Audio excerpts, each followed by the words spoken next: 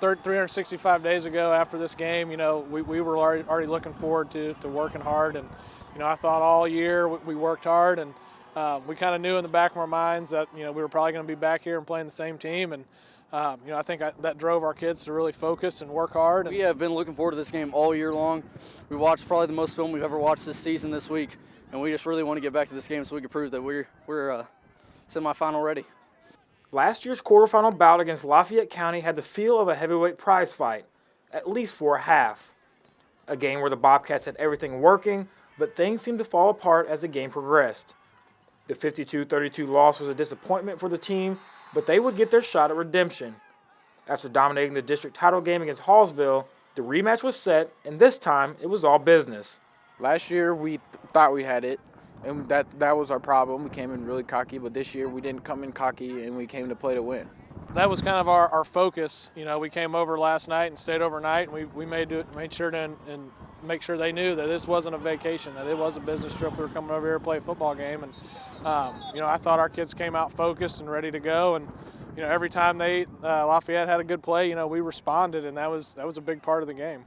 Joe Chin's crew put on their hard hats and went to work right out of the gates. The Bobcats defense would come up huge on the first play from scrimmage, and it would come from a guy whose name you do not hear enough. Brandon Gamm's shoelace interception and return set the tone for the game and put his team in a great position to start off on the right foot. Well, I was covering, and I actually slipped, and then when I got back up, the ball was just right in my hands, and then it was a really exhilarating experience. I tried to get to the end zone. Unfortunately, I couldn't, but I'm glad I got to pump my team up on the very first drive. That was huge. It got momentum going for us early.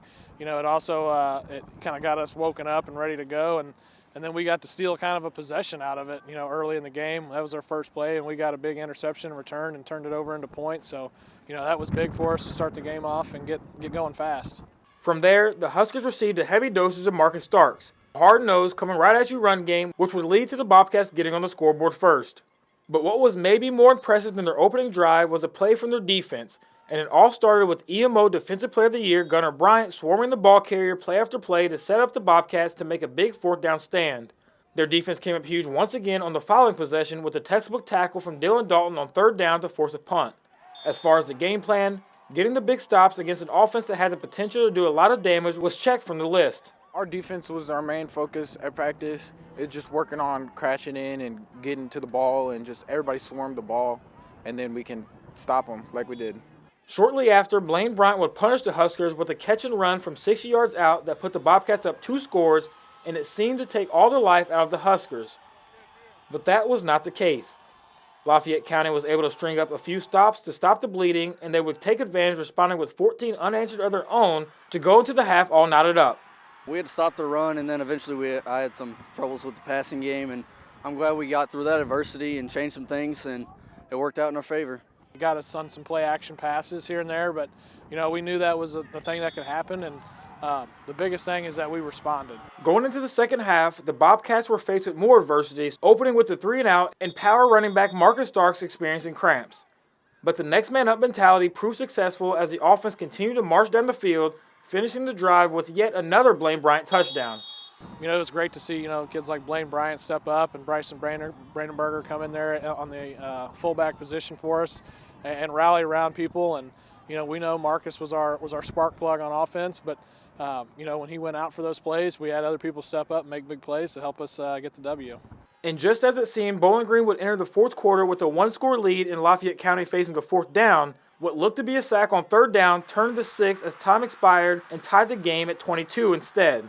But just as they had done all afternoon, the Bobcats responded, credited to Marcus Starks, cramps and all, on this score to give the Bobcats the lead at 30-22. And now it all fell on the defense, who was looking for one final stand with just under 6 to play and a stop they would get. Regardless of what happened over the course of the game, the defense knew the significance of the stop and got the job done when it was needed most. Our offense gets a lot of credit because they are explosive, but our defense does a great job, especially our front 7 guys. We had times where we gave up some plays here and there, but we always responded. And then I thought on that big fourth down, our kids came up big and got the stop and did what we needed to do. Saturday's win over the number 2 team in Class 2 football was a statement that put any concerns about this group to rest and boosted their confidence heading into state semifinal week. all the talk is that, Bowling Green can't play 4 quarters, like you said, and, our kids showed it today that they can come out and play a hard-nosed game for 4 quarters and have a lot of heart. I mean, we know that the only team that can beat us is us. And when we're physical and we play our game, we can show that. Big win to get over the hump, but they know they still have unfinished business. It's great right now, but we're not finished yet, so we're going to be ready for next week.